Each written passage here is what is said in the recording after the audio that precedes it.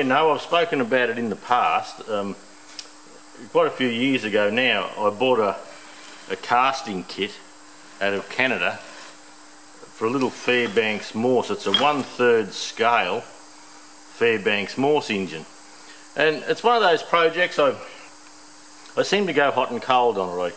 I get all excited and I'll crack along for a little bit and do something, and then something else, I'll go and buy a tractor to do up or something like that, and this little baby, she goes on the back burner. Look,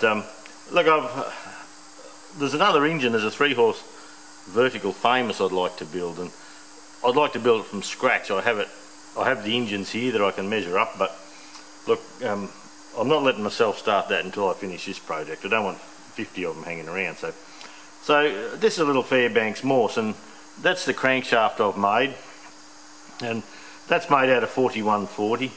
And the way we did that is these webs here, I had about 6 webs coming along and 2 bits of 5/8 4140 in there, and then once we knew it was all true and that, we Loctited it, and we have steel pins in there holding that true. I don't think we soldered that. No, I don't think we did. And yeah, we've done jobs like, well, all these little grease caps. I've made all those. Just little fiddly jobs I enjoyed doing at the time. I must have felt like it. And keep in mind, this is after I first got my milling machine, and I've learnt an awful lot since then. Some of the things I've done on doing this, I sort of look at it now and I think, oh boy, you could have done that better. But anyway, that's how life goes. So I've machined all the base flat here. I've drilled all down through here and clamped these big end caps down, and then we've bored through there, bored and reamed, and made the main bearings. Actually, main bearing caps it is. I have the conrod to do, and once upon a time I did start milling that, and that was early in the piece, and I was starting to go a bit crooked, and I couldn't quite work out what to do back then, and so I parked up. I didn't do that anymore. This is a little oiler I made from scratch, and look, it works like a beauty.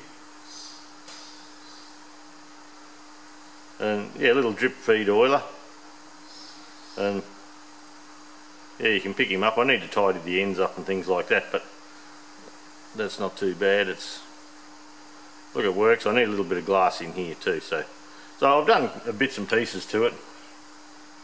I tried cutting gears, and that was one of the first gears I cut, and we did a bit of a run muck-arsing around with it, and a little governor gear, we had a go at that. That needs to be a bit deeper. So over the years we have puddled along with it, and I've done the cylinder bore, and we've machined that to size and honed it. I've machined the piston. We have the rings there. The piston's right to rock and roll. See if I can get a bit of light in there for you.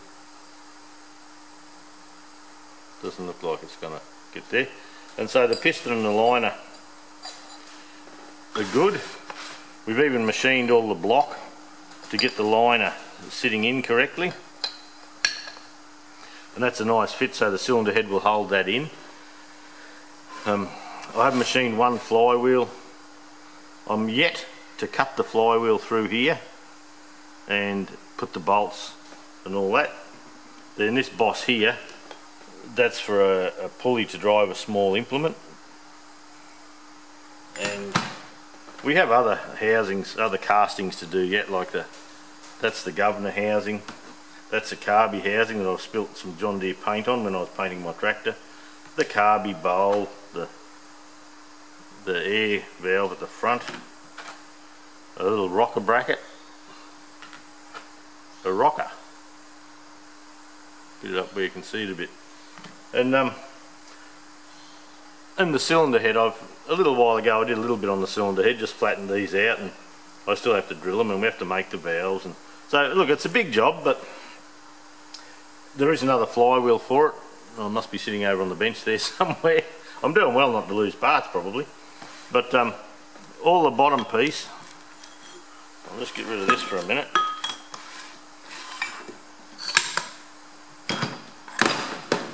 all the bottom has been machined, and we actually have to fold up a fuel tank to put in here and solder the fittings and things like that. So over the next couple of weeks I thought I'd have a little bit of a play with this. I have a new canopy coming from my ute, so I suppose when the canopy comes I'll have to drop this again and go and get all that sorted out, but that's okay, we'll sort that at a time. So yeah, I just thought I'd show you that, and then from time to time over the next period of time I'm actually going to have a bit of a go at getting this closer to completion. Mainly because I do want to start the other one, but yeah, I don't want parts everywhere all over the place. So they send you a nice little set of rings and an engine tag for it and everything. And look, I imported the kit out of Canada, and look, I think it was Lindley or Lindsay in Canada, and by the time I got the casting kit to Australia it cost $500. So I can probably buy a whole bloody engine for that. But anyway, that's what we did. I wanted to do a project like this, and the only other model I've ever done and finished properly is my 1/3 scale hay baler that I take to shows. Now on this Fairbanks, they give us good plans. This is the cylinder head, so that little fella sits somewhere like that, and they're quite detailed. I've just got them on my magnetic whiteboard here. So yeah, we have the rocker here, the rocker bracket, the detail of the cylinder head, more head detail. I'll see. It's been around the shop a bit, you can see, but anyway. And these are the cylinders, these are the valves and things like that. So there's a good plans with it. It tells you up the top here and gets you up there. That there is a mandrel for making the valve springs, because as you look at the valve springs over here, they're tapered, these fellas here. So look, it's a good kit, plenty of information. I just have to get my finger out and do it.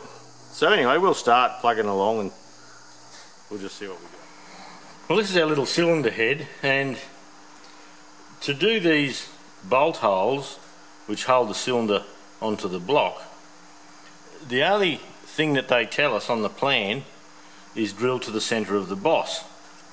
So I've been mucking around here for a few hours trying to get an exact square, and it's not going to be possible. We're going to be about 20 thou out on one screw, and yeah, you can see you may be able to see there, I've centre popped them.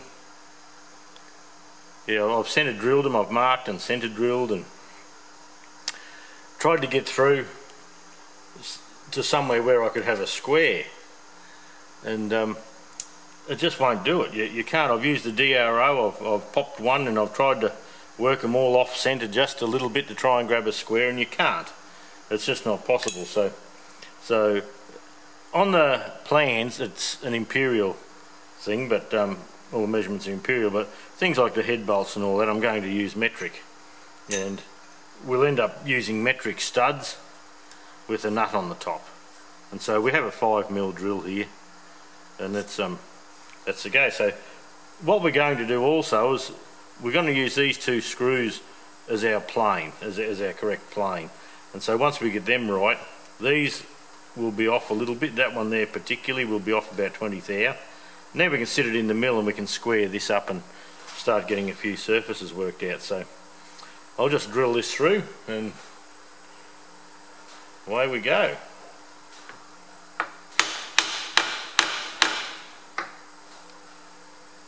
Just nick him up a little.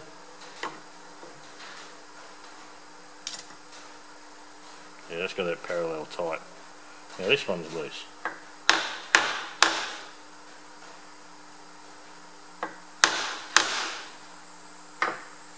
Okay.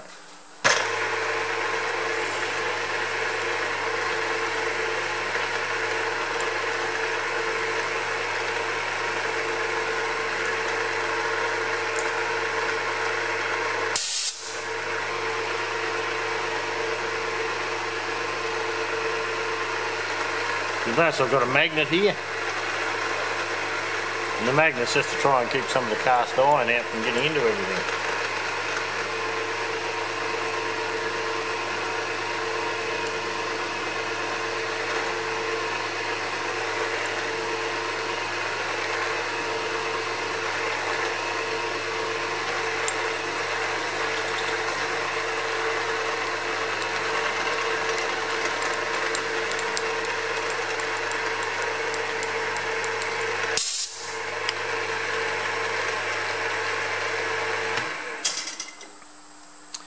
So that's the go. We've just when we put the screws in here, I've got the hex. So the hex of the screw is pretty well the centre of that boss on these two. And look, we'll run some measurements again. I'll see if I can get it any closer.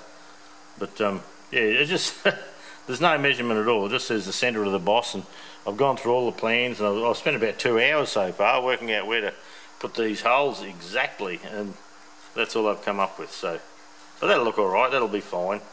And one thing about it, if it is off just a little bit with one screw, no problem. The head can only go on in one place, so that's okay. And with these fellas here too, it gives us a measurement from the centre of this hole here to the centre of there of 1 inch. Well, I'm finding that that's possibly not possible either. But on the other thing, it says just do the centre of the bosses. These are the bosses for the valves. This is where the valve stem and the spring goes up through here. So there's a little bit of guesstimating in it, but yeah, we're trying to measure twice, cut once. See how we go. Well, that's all the head retaining holes done, and the screws, the head studs will look okay in there. Now to get these holes close to the centre of the boss, each boss, we're about 20 thou out, but when we go to sit the cylinder head on the block, we'll just use transfer punches. We'll make sure it's nice and square, and we'll get the transfer punches. And these two holes here are our reference marks that we're going to use. These two are straight and true in the centre of the boss, and this one particularly is just out a little bit.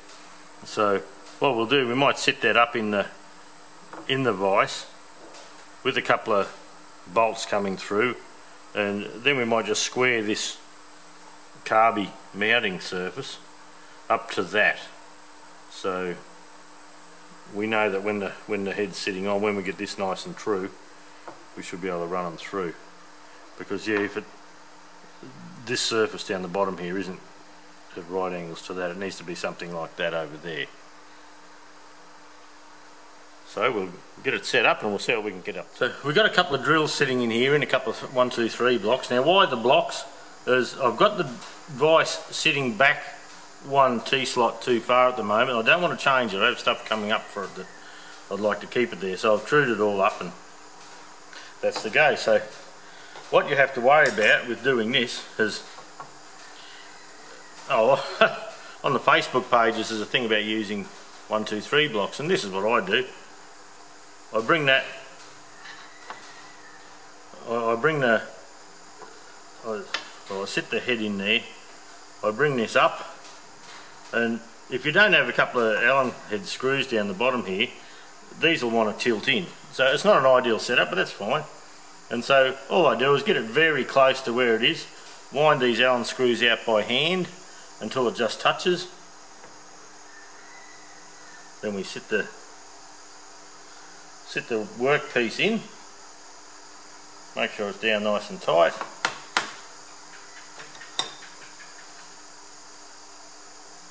And we nip the vise up. That's not going to move in a fit. We've got pressure against the back jaw, that's good. And look, the whole idea of this process is just to run an end mill across here so that this surface here where the carburetor bolt's on is at 90 degrees with this here. So, and I'm just setting myself up a couple of reference points, so if I sit it in the mill on this surface here, I'm okay. I know where I am exactly, and with these two here I know where I am exactly. These other ones, We spoke about that before, they're out a little bit, and they just have to be, or else you'd have the head of the bolt sticking outside the casting here. So instead of that one's flying close to the breeze anyway. So instead of it staying in the centre of the cast dimple there, we've had to change it just to try and keep it there. So, but that's fine. But I know that these two are our reference points, and now we're going to put a collet in the mill here, and we're just going to run an end mill across the end until we have that surface trued up. I'll run back and forth across here a little bit, just by hand, and we'll square this surface up.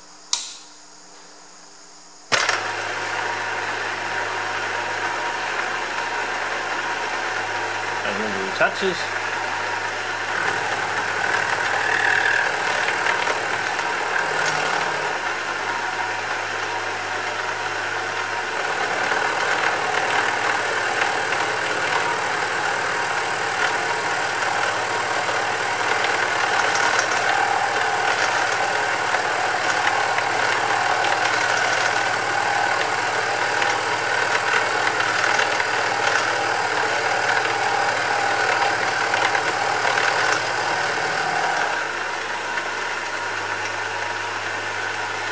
You can see we're only going up to there so far.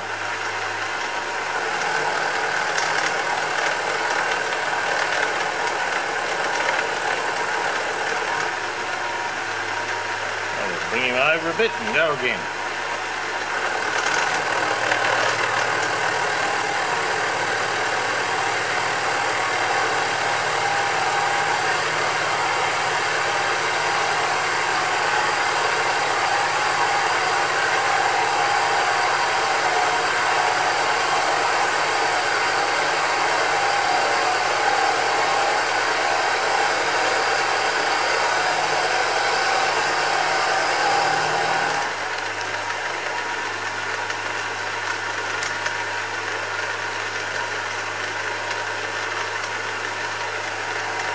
Might just go,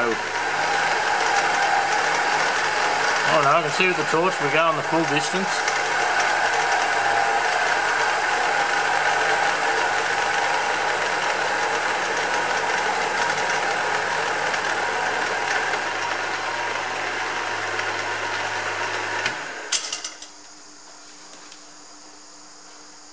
Yep, so that's the full distance. So we know that this surface here is now at 90 degrees with the two studs here. So we have a reference point. We'll get the mill up out of the way.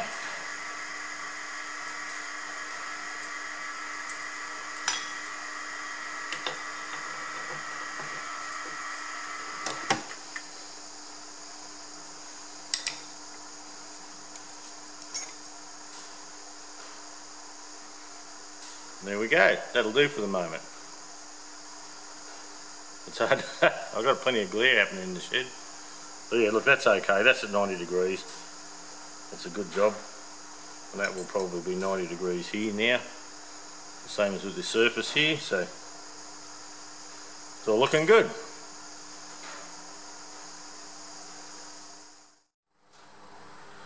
Well, we've set this up and we've drilled our 4 holes, and I've reamed them for the clearance that we needed.